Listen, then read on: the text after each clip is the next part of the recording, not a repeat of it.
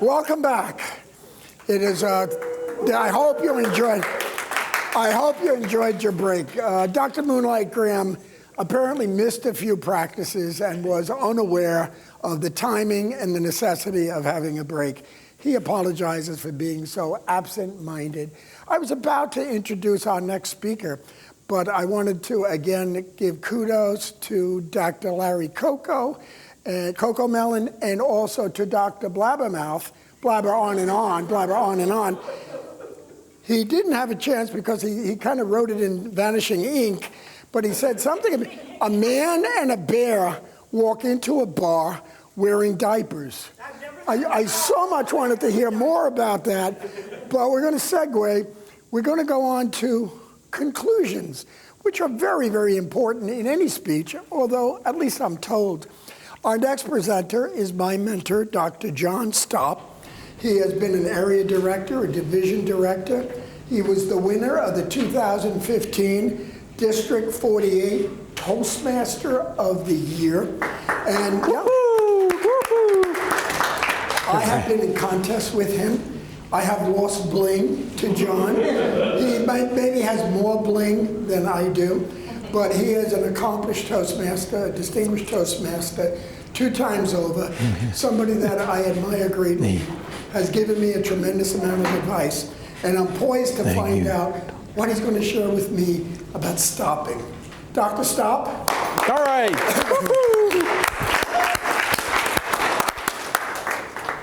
Thank you very much. Beautiful. Go. Yes. Something now, Jim. He's your mentor. Yeah, I mentioned that before the break. You did. You did. Thank you very much, Dr. Graham. I very much appreciate your introduction. The balance beam is 4 inches wide. It is 16 feet, 0.5 feet long. It is elevated off the ground by 4 feet. You mount the beam. You do one act of going down the beam, somersaulting twice, then again, 3 times. At the end of that routine, you go back. And when you go back, you do backward somersaults 3 times and land. Again, 3 times and land. This is remarkable. You are really good. You are remarkable. What an act. Then you do something that has never, ever been done before. You are upside down on the beam and you walk the full length on your index fingers all the way down one end. At the end, you back up on your index fingers. What an act! Remarkable, unbelievable. After 3 minutes, you get to the end of the beam and you ask yourself, how am I going to get off this beam? Well, that's a pretty good question, isn't it? Because you know that if you do not stick the landing, you lose. If you take 2 steps, you've lost. If you wobble a little bit, you've lost. If you slip off the mat, you've lost. How horrible that is. After doing these remarkable performances, this routine that has never, ever been done before in the history of gymnastics, yet you're just another gymnast. You're not going to be a champion. Isn't that the way it is with speaking? If you don't stick the landing, where do people put you in the area or the pantheon of public speaking. If you don't stick the landing, does it make any difference? Wow, isn't that something? What a horrible thought. So there are some criteria that you can follow. One of the criteria is that a conclusion has to have a sense of closure about it. Start by saying these words, in conclusion. Simple, isn't it? Or you say, I'd like to say in ending this. Or you say, I'd like to summarize this. It's amazing how much thought will go into what you say next after you say the words, in conclusion. It works. The second criteria for a conclusion that is effective is that it needs to be memorable. It needs to be something that people will remember you by. I don't know, is anybody familiar with PBS News? Does anybody watch public broadcasting? Sure. And there's a segment on it that says what? A brief but spectacular moment. Wow! Conclusions. That's your chance to bring to the speech a brief but spectacular moment. And the third criteria we talk about in public speaking is that it has to be brief, 5 to 10%. I am privileged to be here with my colleagues, Dr. Ramble On and On and On, and Dr. Coco Mellon, who have so much information for you, and here I am, a 10%er. That's all. That's all I have, a 10%er, because that's what your conclusion has to be. If you're giving a 7-minute speech, why, that means 45 seconds. That's all. That's what your conclusion is as part of a 7-minute speech. If it's a 20-minute speech or a 30-minute speech or a 40-minute speech, why, you may have 3 or 4 minutes to conclude the presentation that you've given. Not the same with the typical 5 to 7-minute speech. It's got to be very brief. It's got to be compact. It's got to fit into that small time slot that wraps it up, that sticks the landing. Where do you start? You start with, what's the message? You've been thinking about all these ideas. You followed the people who preceded me. You've come up with all of the thoughts and thinking about how to put together what you want to say. Now, write down the message. What is the message that I want to leave people with? You write it down and you put it in capital letters. You say, this is my message, regardless of how you phrase the conclusion. This is the message. Let me give you an example, if I can. The example I want to give you is profound valor in the face of imminent peril. That's the message I want to leave you with. Profound valor in the face of imminent peril. I happen to know that Dr. Moonlight Graham has prepared and delivered a very profound speech about his experiences on 9/11. He does it because he was there. He was in Manhattan on 9/11. So he's credible.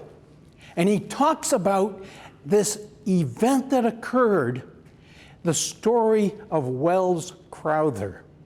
He's the man with the red bandana. And he talks about that story and that young man who was so courageous to go up into that tower and bring people back. That's profound valor in the face of imminent peril. And I've delivered a speech a number of years ago about Air Florida 90. Does anybody remember Air Florida 90? It was the aircraft that took off from National Airport and plunged into the Potomac River. It happened at about 4:30 or 5 o'clock in the afternoon. One person, a clerk, was driving along the Potomac River. He saw what happened. It happened right in front of his very eyes. And he said, "My gosh, I have to do something." He got out of his car, he took his boots off, and he plunged into the river. This was in February, and the river was slightly frozen over. He swam out, and he rescued one passenger after another. There weren't a lot of survivors. He can account for the fact that a number of them were rescued and are alive today because of his profound valor in the face of imminent peril. That's the message. That's the message of that story. So you want to have a message. You want to be able to present that when you conclude your speech. You want to leave people with that message. Now, there are a number of ways that you can do that. One of the ways that you can do that is to use a quote. When Ted Kennedy eulogized his brother Robert Kennedy, he quoted George Bernard Shaw. "Some men see things as they are and ask why. I dare to dream of things that never were and ask why not." It's pretty profound, isn't it? I'm sure that there's a speech that fits that kind of an ending. Then there's the example of Winston Churchill. Bombs are being dropped on London day in and day out in 1942. And he was asked to deliver a graduation address to one of the prominent schools in England at that time. He stood up. He said to the graduating class, "I have but 3 words. Never give up, never give up, never give up." And he turned and walked and sat back down. I doubt if anyone who was there could ever forget that experience. It was that profound. Short. Nobody's ever delivered a shorter speech. Nobody's ever done that. Abraham Lincoln took 3 minutes to deliver the Gettysburg Address. Here is Churchill. 3 words. What a profound speech, and what a profound way to end a speech. Never give up is a quote that can be used as the conclusion to any number of different themes. The next one is to tell a personal story, your own personal story, something that fits into a short time frame. When I was 17 years old, I could not believe how dumb and stupid my parents were. And in the last 60 years, it amazes me how brilliant they've become. Right? A personal story to end it. Then there's the call to action. If you're giving a political speech, the call to action is pretty easy, right? You end up by saying, "Vote for me." If you don't say vote for me, if you don't say support me, why are you talking? There's no reason for it. Then there's the rhetorical question. One rhetorical question might be, if you're talking, say, something like climate warming, you might well say, you might ask, can we afford this? I ask, can we afford to do nothing? A rhetorical question to conclude the speech. Then there's the summary. if it's a 20 or 30-minute speech, a 40-minute speech, you may very well want to say something like, in summary, these are the points I want to leave you with. These are the takeaways from this presentation. 1, 2, 3, and 4. You don't necessarily want to do that with a 5 to 7 minute speech, but if it's a longer speech, it's really, really good to conclude by bringing back those important points. Finally, there's the callback, right? There's the callback. Whether you are a gymnast or you are a speaker, the one thing that distinguishes a champion from just another speaker is whether or not you stick the landing. That's the callback from the beginning of the speech. That's how you can demonstrate a callback. I'd like to end by saying this. There are 3 things you need to know. Make it memorable, make it relate to the message, and make it brief. With that, Dr. Graham, I return control to you. All right. Stay here. I'm going to improvise. Excuse me, I'm going to improvise. I'm going to ask Dr. Coco Mellon to come up and also Dr. Blaberon to join me and Dr. Stop in order to answer perhaps any questions that you might have. I know there's a lot of material, and our presenters did share some of their ideas, but there may be some things that they didn't quite touch upon that maybe you have a question or two. So any questions in general about public speaking, about delivering speeches, about getting over writer's block and feeling creative, talented, and connected? Any at all? Dr. Wright, do you have any questions? Nothing at all. Nurse Wright. Nurse Wright, I'm sorry. Nothing? Nurse, yes. So when you're going through table topics, and you know you have that 3 seconds as you're walking up, and you have all that minutia in your head, like what, how do you organize it in a succinct way? Is there a way to structure, like you start with who, what, where, when, why, how? Do you talk about, like, how do you manage through that in such a short period of time?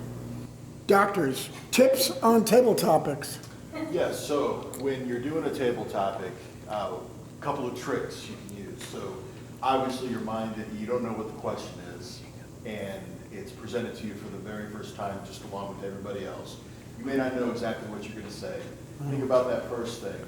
But one thing that I do when I have a table topic, you got the 3 seconds when you're going up there, summarize the question, because that immediately begins your introduction. So if the question is, tell me about a time when X, Y, Z, you can begin with time when I, X, Y, Z, and then you can begin to let it flow at one point.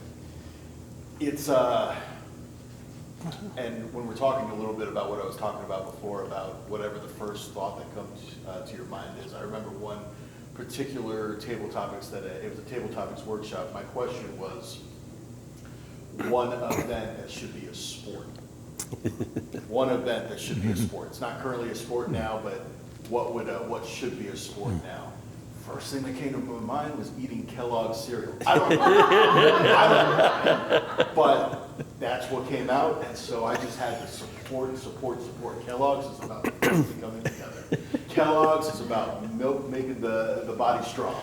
Kellogg's is about just support. It makes no sense. It makes no sense, but it's about being able to talk off the cuff, because the value of table topics is exactly that. It's being able to talk off the cuff in an interview, off the cuff with making friends, off the cuff with meeting new people, just being able to say something instead of shying away from the experience of potentially getting a job or meeting a friend. Dr. Stop? Yeah, I'd like to comment on that also. Sometimes it's good to turn the question around a little bit so that it has a little different impact. Like, for example, if you're asked the question, what is your favorite ice cream? And I know what I would say. I do not have a favorite ice cream. I love ice cream. And that's why when I go to the ice cream store, I always get 3 scoops because I can enjoy 3 different kinds of ice cream at almost any ice cream store in the world. So you turn it around a little bit. Dr. Blabberon, I know that you've participated in a contest or two. Any tips about table topics? I'd like to just kind of piggyback on what Dr. Cocomelon had spoken of. To begin with, in my way of thinking, and this is why I love research so much, you can't know enough about everything or anything. The more you know, the more you can relate to. As an example, there is, if you're anybody here in biology, familiar with the anatomy, there's in the eye you have atreus and vitreous, and in Latin there are terms aqueous and veritas, truth and honor.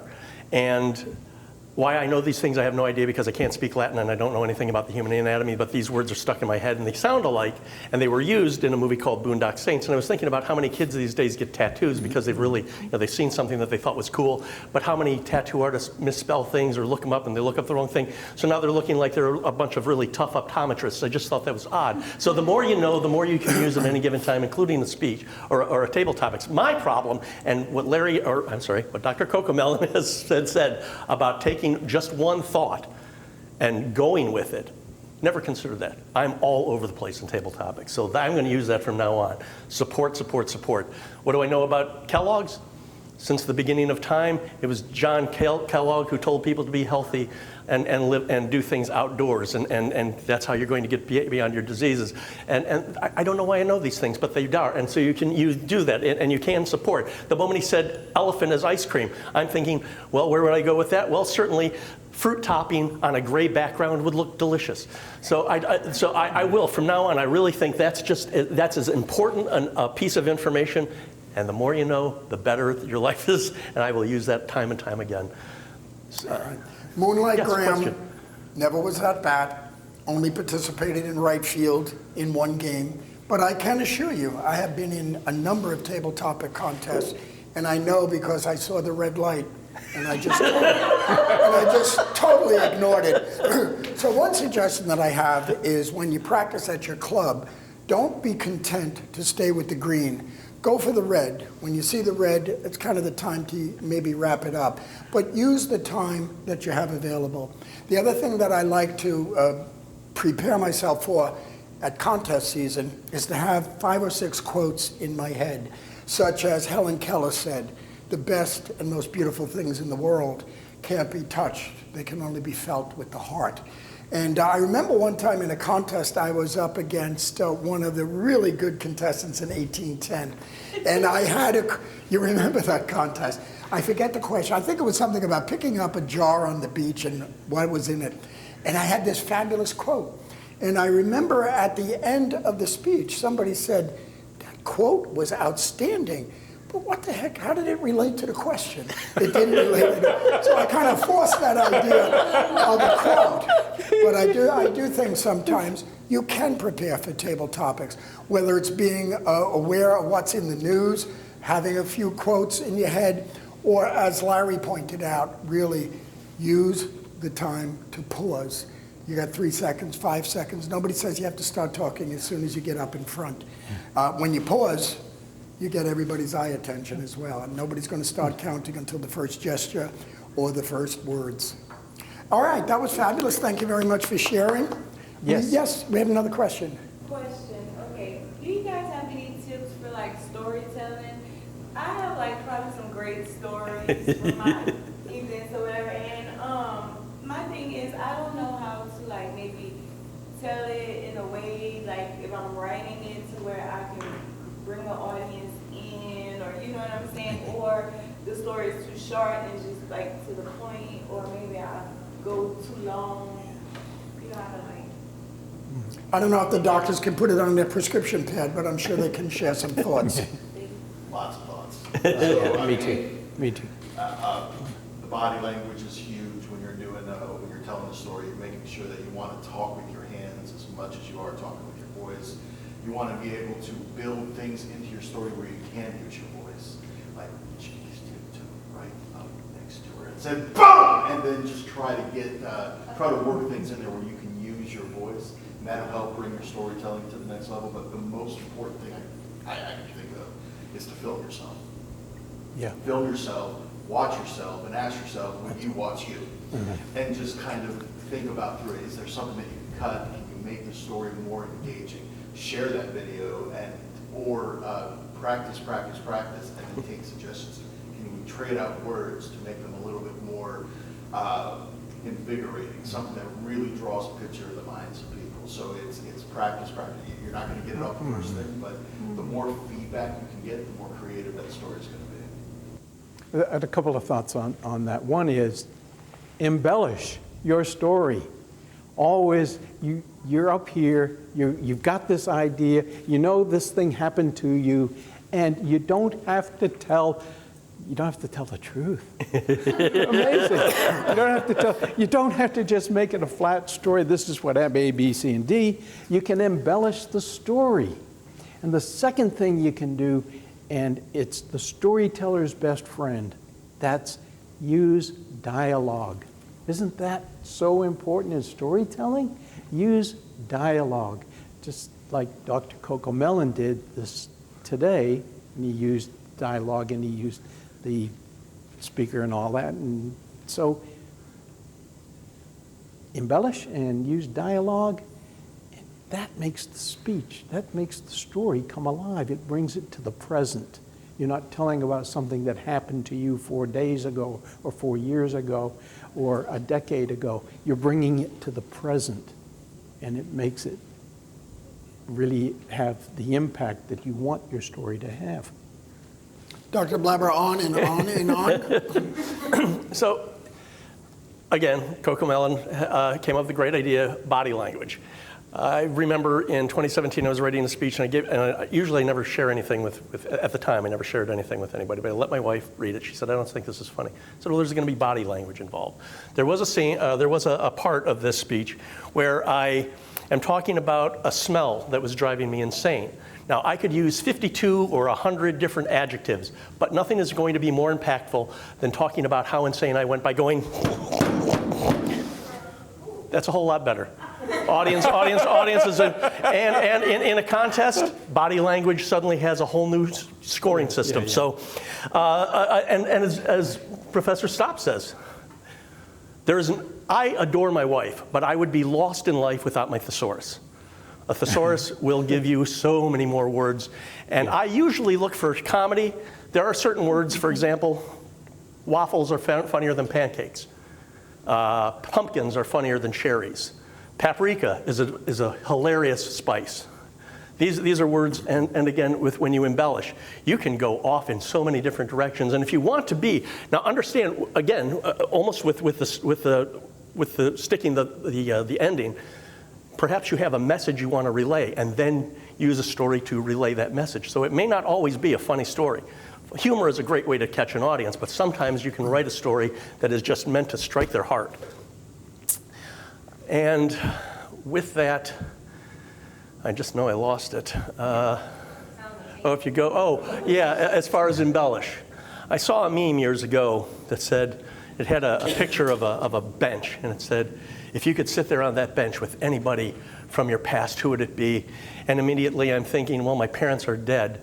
So the dialogue would go something like, hey, Mom, how have you been? And she'd go, so you can embellish however you'd like. So that's the way that you go. So that's my thinking. I'm not sure Dr. Blabber would have tried that if there weren't medical attention when he banged his head. But I would share just a few ideas when it comes to storytelling. First is to remember the audience wants you to succeed. And a lot of times, especially when we're new in Toastmasters, we're thinking negative thoughts. We're thinking that we're not going to reach the audience, that we're not going to touch the audience. I've been a Toastmaster for 24 years. My wife has never attended a single contest, a single meeting. She has gone to a few Christmas parties that we've had. But invariably, when I write a speech, Tina will listen to it. She'll tell me that it's far too long to cut it out, or she'll give me a lot of valuable feedback. So seek out feedback from others that you can share your story with. And remember, that is when we're the most powerful, is when we're storytellers. That's what really connects with our audience. And so feel confident, feel strong, and tell your stories. Tell your stories from the heart. And don't be afraid to tell them with passion. I have been at Toastmaster meetings. I've even seen John Morse talk about our wonderful Dr. Sandwich, the sandwich man, Bob Terrell. And I saw him tear up with the challenges that Bob is facing. One of the suggestions that I have is if your club is not recording your speeches, record your speeches. Share those speeches with Bob Terrell, who's willing to give you individual feedback. He colors outside of the lines, and he has encouraged me and given me more information to help me be a more polished speaker than almost anyone I've ever met, except for my mentor, John. What I'd like to do, we still have a little bit of time. I'd like to have Stephan come up and get a little bit of show of attention. Stephan came up with this idea, and I thought, all right, we'll get 3 or 4 people, maybe, whatever. He put so much heart and put so much energy into creating this. And I think it's more than successful because we had twice as many people as I thought. We have some recording that we can share with people who wouldn't be here today. I'll just ask him to maybe take a few minutes to share his thoughts, and maybe if there are any other questions, to just lead the charge. How about a round of applause for Stephan? Thank you. All right. Oh, thank you. That's very nice words. And I'm just glad to be here to have a team of people supporting me with really good talent. And yes, thank you. Thank you for being here. Thank you. And I'm going to pick up where Dr. Blabber on and on has spoken about the group exercise. Actually, I wanted to hear from you all. Did you do any of the brainstorming activity and writing some of the ideas during today's session? Okay, so that's good. I see some hands were up, and I wanted to give you a little more, go into more detail about the actual practice of writing. And this is based on the person who wrote this article that we based the whole article on, whole information on. So once you've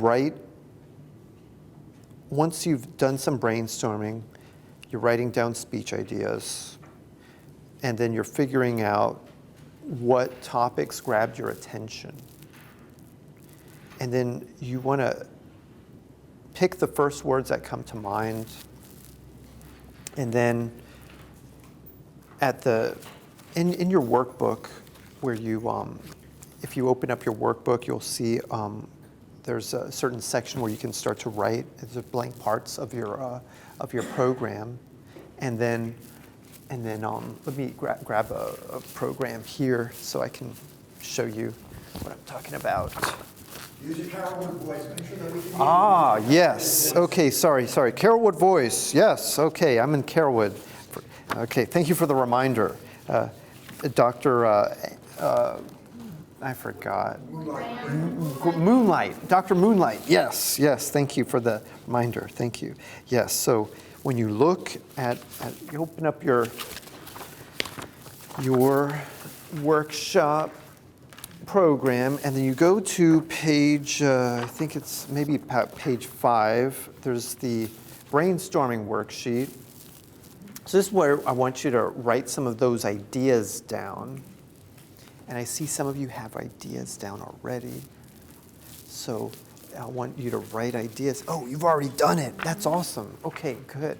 All right, so, and I see you both, you also got it too. Okay, good. All right, so you had already written down your ideas. Okay, good. And were you able to write on many different topics, or did you just focus in on one topic? I focused on one. Just focus on one? Okay, good. And it's okay if you did more than one, too. I just wanted to make sure that, some people are better at focus. As for me, I tend to be scatterbrained. So when I did my own practice, I wrote 3 topics, and I forget exactly what the topics were, but I remember that I had the Doobie Brothers song in my head. What a Fool Believes, that song. I wanted to learn how to sing it, and I thought it was so cool. I thought it's the greatest song for a while, and so I was trying to talk about what I loved about the song and what's so inspiring to me. Might not be inspiring to others, but I thought, you know what? Maybe I should follow what Dr. Blabberonanon or Coco Melon was saying about you just gotta go with the topic, even if you think no one might go with it, won't understand it. You can still, you need to write it out. You need to get it out of you. So that's what I was it's hard for me to stick to one topic, and so I'm glad that I hear that many of you were sticking to one topic, so that's good. What I'll do is move on. I'll assume you already have that one topic. So the next step is write phrases that would support that topic. So were you able to get to that point where you wrote more phrases and you were to support that one topic? Okay, good. And I'll give others time to write those phrases to support that one topic. But just kind of, I know it's kind of noisy, and to be honest, I like to do this in a very quiet environment. But I'll give people a little time to do it, to think and Use a write. powerful voice. Oh, yeah. I'll give a little bit of time. Thank you. Thank you, boss. Yes, thank you. Give a little bit of time. I see you. Oh, yeah, you got a lot of brainstorming. I'll let you do the writing.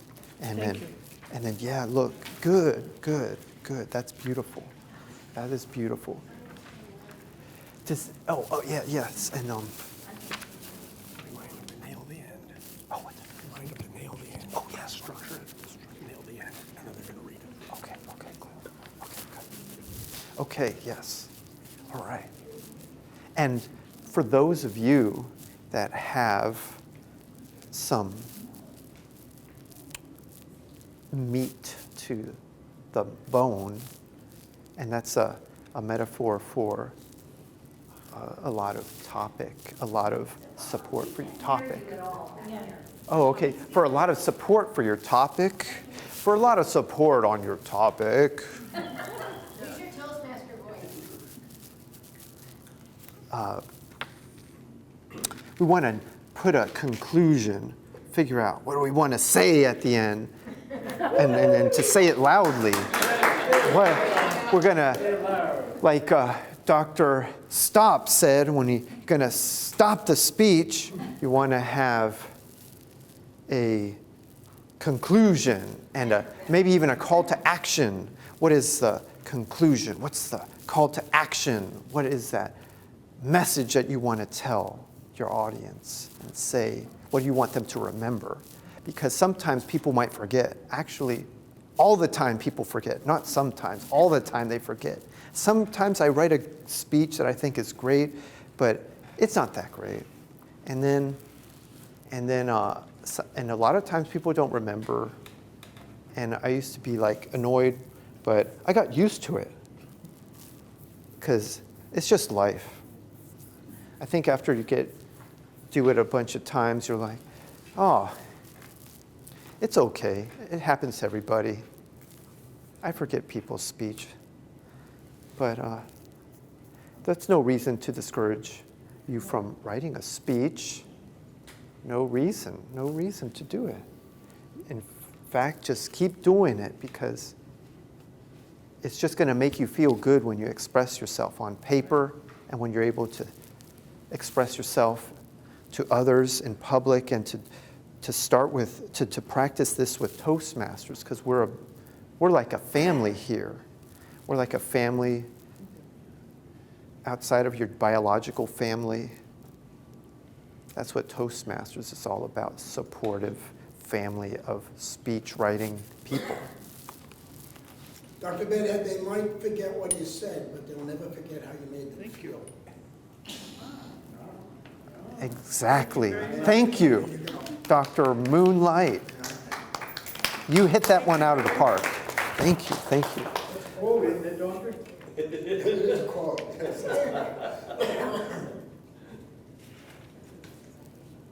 Does anybody feel inspired to write something to share with the audience? I see one person is nodding yes. Yes. All right, I volunteer then, right? And yeah. Share now? Do you want to share? Do you want to share now? Share. Or you don't want to do? Oh, but wait. Come on, Lori, go for it. Oh, okay. No, you don't have to. You don't have to. It's okay. It's okay. It's all whenever you feel ready. Whenever you feel ready, you know. I think that's just like at another time. Okay, at another time. That's fine. That's fine. I can share.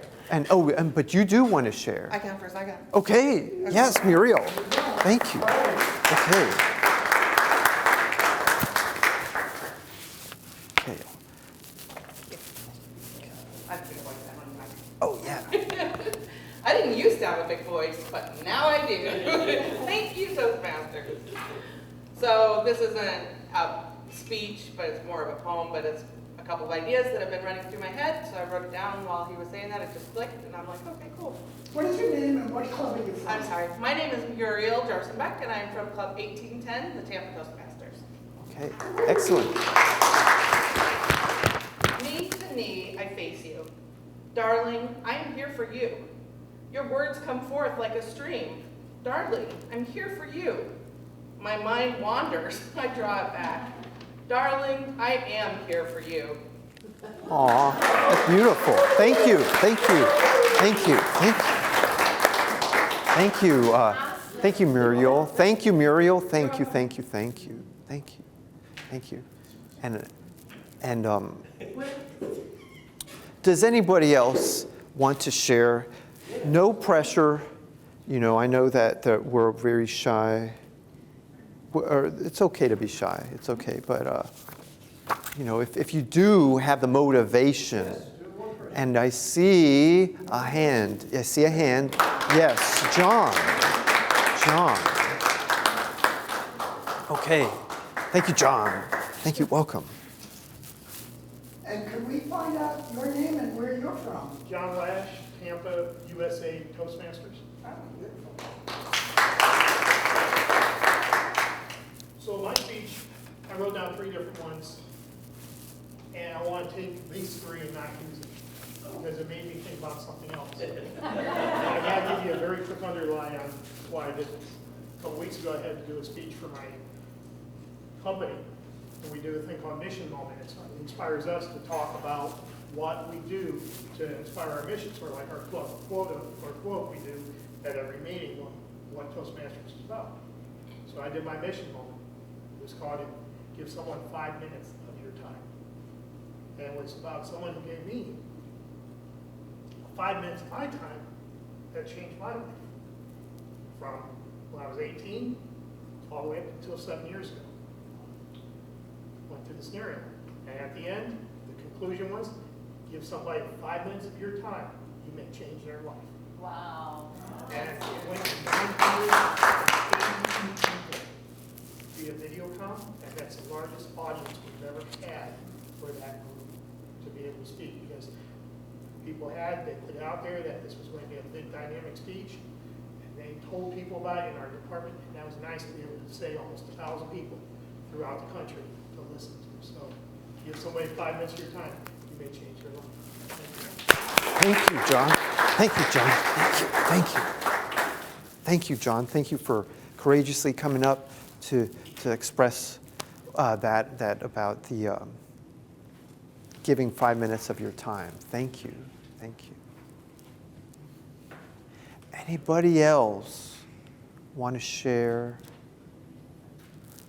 some of what you've written, what is in your head?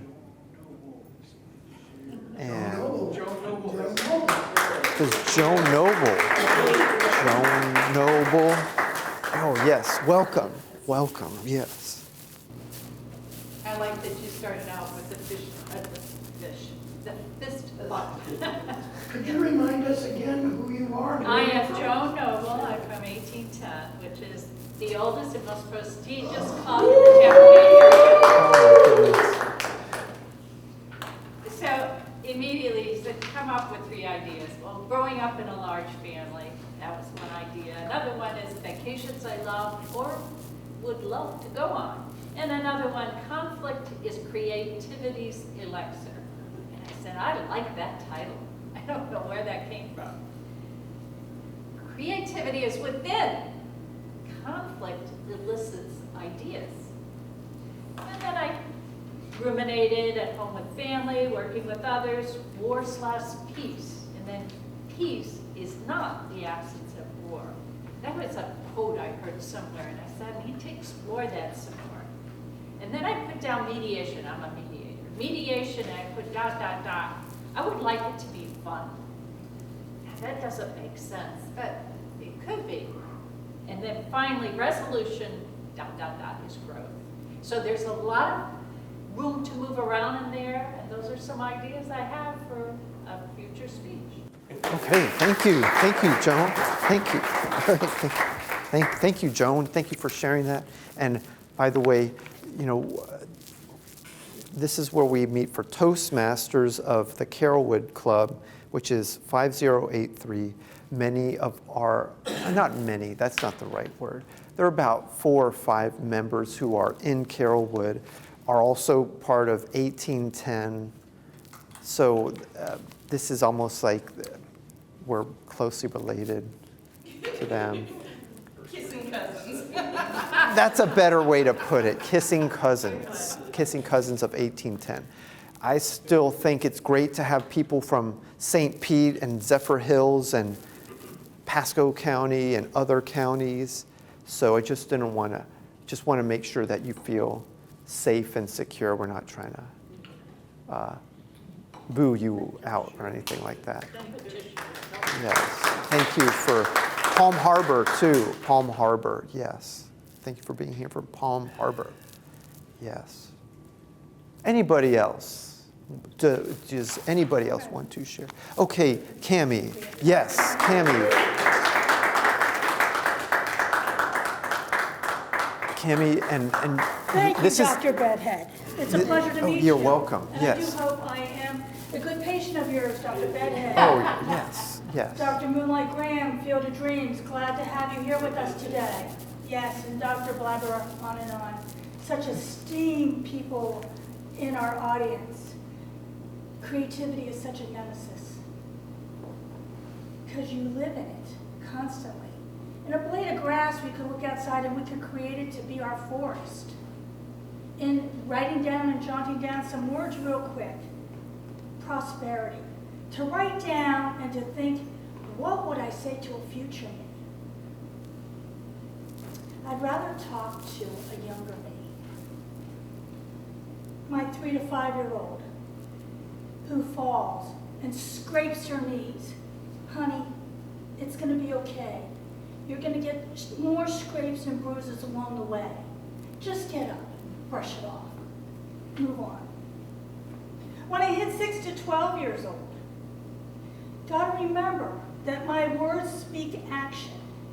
And if I can teach that younger me that actions are also silent words, and to be careful. 13 to 29, because when you're 13, you think you're 29. What can I tell them? I'm going to tell them to be careful for that man that comes up and wants to make you a trophy wife. If you are the ability to be a trophy wife, go to the bookstore and buy him a thesaurus instead. And move on and get a good education. Think of yourself. 30 and beyond. Just let it roll. Join Toastmasters. You will find a group of supportive people that will be there for you if you stumble on your words or you stumble on your actions. They're a family. You can travel the world with Toastmasters. They will embrace you and they will help you build not only your vocabulary, your intelligence, but your motivation and your thrill for life. Thank you. All right. Thank you, Kim. Thank you. Yes. Thank you. I love all these messages. Cami, thank you. And you're from Palm Harbor. Sterling, Palm Harbor. Sterling Club in Palm Harbor. Cami from Sterling Club in Palm Harbor. So now you are here, you're learning about different clubs that are there. I went to Dunedin last week and also to South Tampa, and also was on a call for Fort Myers. I don't know if they made it here, but maybe someday. And I know you're from St. Pete. St. Pete, yes, and Jeanette is from St. Pete. Yes. Did Jeanette tell you to come here? No, they all did on their own. They all did encourage us. Well, Jeanette, it seems like... my big mouth, I guess. Dr. Bedhed, could we meet some of the staff that we haven't met yet, like Nurse Wright? Oh! Could you introduce them? I think that's a great idea. Does everybody want to meet the other staff members? You want to meet the staff members? Okay, we're going to bring them up. We're going to bring up the silent staff members who are important to this operation. This operation is indebted to Nurse Wright. This is Nurse Wright, who's also known as Shirley Rowell. Yeah. And she is the president of Club 5083, which is Carrollwood Toastmasters. That meets here every Wednesday, 7 p.m. until 8:30, right on the dot, or else they'll give me an F, and they'll just boot me out like that. This is our favorite room right here. You know, we were Jimmy B. Keel. So we love the library, and we are hybrid. So we are doing it in person. We have more people in person, but we're always looking for people to move on and doing workshops. I'm so proud of you, Stephan, for thank you. not only being the area director, but taking on doing this project. Thank you. He's put a lot of time into this. So Thank you. he's done well. It's fun. Thank you, thank you, thank you. Thank you. Okay, and then this is P.A. Jett, who is otherwise known as Jeanette Sweeney from all right. She's from St. Petersburg Toastmasters. She's are you the area director of No. 20? No, I'm area director for A14, which is in Clearwater. A14. But I'm the secretary of Club 2284. Okay. And if you ever seen my meeting minutes, you'd be on the floor in 2 minutes because I have way too much information. But I just want to tell you guys my thoughts on this whole event, because I was a little worried, like Mr. Graham, Moonlight Graham too, but I learned a lot here. This is my first time, and I've been with District 48 for over 8 years. This is the first workshop I've actually learned about writing a speech, because however, in the prior days of what we know now as pathways, we used to have these manuals, these hardcore manuals, and I was one of those last-minute speak writers and just come up here like a table topic, but do a 5 to 7 minute table topic. And now I've like really jot some information down, and I've learned. So I'm really hoping this workshop goes further than here and we take it to District 48 and maybe present at a TLI, which is a Toastmaster Leadership Institute. Thank you. Thank you, Jeanette, and thank you. Yes. Could you explain what this will do for me? Okay, give me a second about the ticket. I just wanted to follow up with Jeanette and Shirley as Nurse Wright and PA Jet, and also Dr. Moonlight, A.K.A. Jim Sims. So they helped me with a level 5 in motivational strategies. It's called team building. They helped me as early as June, and we went and did a team building exercise using Mad Libs and a marshmallow game. And it was kind of boring, I admit, but they stuck with me. And so I said, now that you stuck with me, they stuck with me. So they stuck with me, and then I said, hey, do you want to be a part of this high performance leadership activity? And they said yes.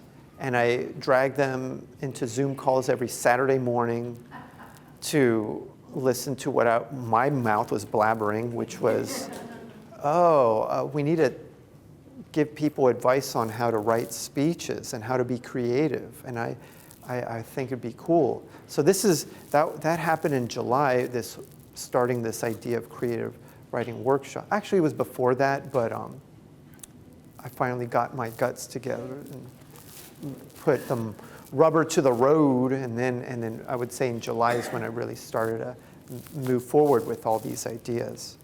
So it's been a while, but I thank them, and then of course I thank our speakers, starting with Larry Coco, A.K.A. Dr. Coco Mellon, Dr. Coco Mellon, and he came up. What do we call him up for a bow? We should call him up for a bow. You're right. Yeah. Here's our cheerleader, Dr. Cheerleader. Oh yeah. Yes. You did it. Yes. Come on through, so you can be right in the middle of the camera. And yes, thank you. You came all the way from South Tampa, and that's in South Tampa. South Tampa Toastmasters located in South Tampa. It is. It's a different environment, but I went to your club and I'm like, oh wow, this is kind of cool that they're actually young people there. There's like a lot of young people, young energy, very, very like athletic energy, I guess I would say. We have an actual doctor there. With an actual doctor. Yeah, he tells us about his surgeries and his things. It's like, oh man, it's intense. So, that's cool. And that's a really cool thing about Toastmasters too, is that you share your experiences, but you also get to hear other people's experiences from different walks of life and being able to participate in that. So as we are wrapping up for the last couple minutes, we are doing a social here where Dr. Bedhed is going to be leading that social for a drink. So we hope that you get to know us a little bit more and talk, and of course, non-alcoholic drink if you don't drink alcohol. I'm having a Diet Coke. Oh, But okay, yeah. We're going to wrap that up there. Okay, yeah, thank you, Dr. Cocomelon. Thank you, and thank you for your speeches too. That was a really wonderful speech that you wrote, and I wanted to also call. Okay, but I see that there's an urgent message. Do you want to, Larry? Oh, Dr. Ramelon and on. Okay, yes. So this is Dr. Ramelon and on. And yes, and tell us about your clubs. Oh no. We need to save him. Anyone? Let me check his. Thank you. Here. Thank you.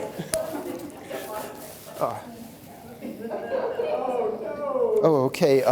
I think we need a nurse. I think we need a nurse here. A nurse, well, thank you very much. Well, this is Lane Jarsenbeck, and he is part of 1810. He's part of And Tampa Carol Wood, Toastmasters. And BTSC, the Bob Terrell Sandwich Evaluators Club. So I can't get enough of it. Sandwich Evaluators. Can you tell us, is that located physically somewhere? On Zoom. It is in the hybrid. It's strictly a Zoom meeting. We meet every other Friday, noon on the first Friday of the month, 3 o'clock at the second Friday of the month of any given month. And it only lasts about 45 minutes because we are strictly about an evaluation. We have a test speaker, 3 evaluators, an counter, and a Toastmaster, and an audience. And it's a wonderful learning experience. I am as bad at evaluations as I am at table topics, so I can't learn enough, and Bob Terrell is a legacy. You can't, he has more information. By all means, go to YouTube. He's got a plethora of vast information about evaluations, what he refers to as sandwich type evaluation. You say something nice, you give a little bit of a critique, what your preference might be in a speech, and the words that you use to develop somebody, to give them the confidence to come back and speak again.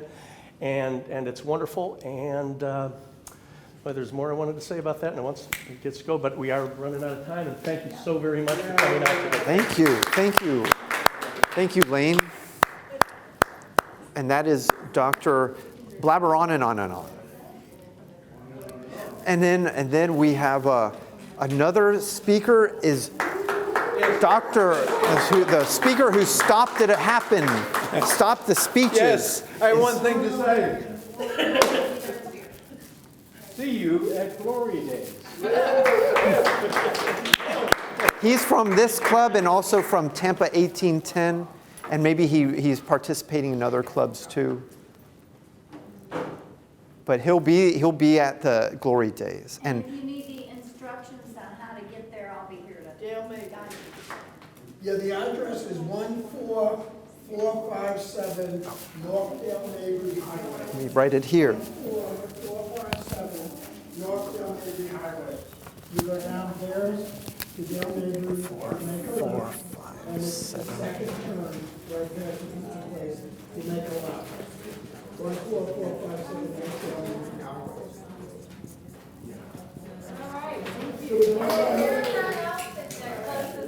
And then this is Glory. Glory Days. Make sure you have your free drink. Free drink ticket. Free drink ticket. Oh, yeah. Look at this, we're only 3 you're minutes welcome. late. You're welcome. You're welcome. You're welcome. Thank you for being here. Oh, yeah. Oh, yeah. Oh, thank you. Oh, don't forget, fill your surveys, because that'll help us make a new. Oh, yes. Thank you. I filled out my survey. Oh, yeah. Thank you. Thank you. Okay. All right. Surveys. Don't forget to fill your survey. What survey? And this is a post-workshop survey. Tell us. Email it to us? Oh, you know what? I could email it to you. There's also a bunch of papers that I printed off, so I'll hand you a paper one. Okay, that'd be great.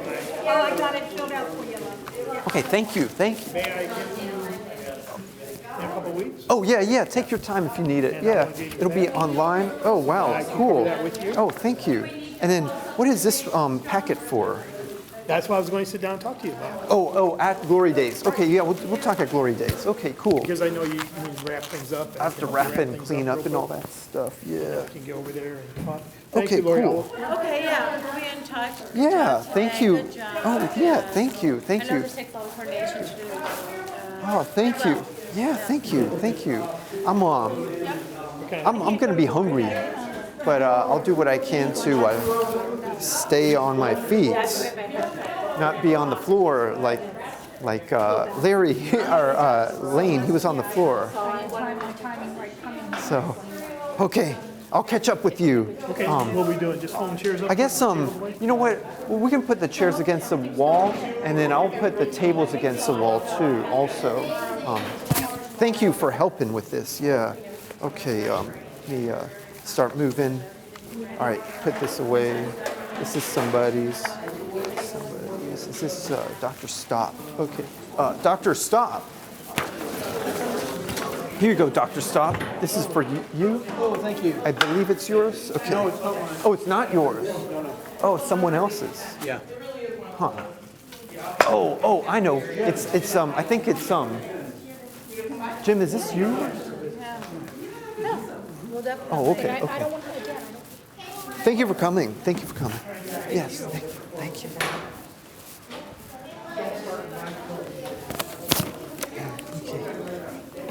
Okay. Cut this stuff. Let's see. Put this here.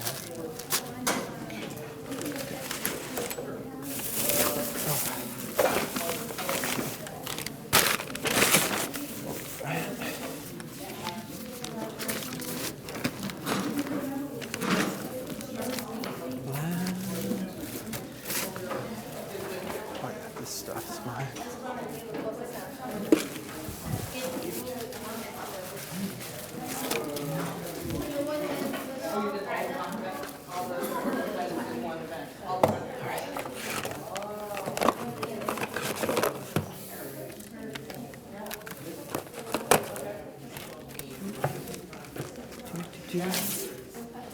Oh yeah. Oh yeah. Okay.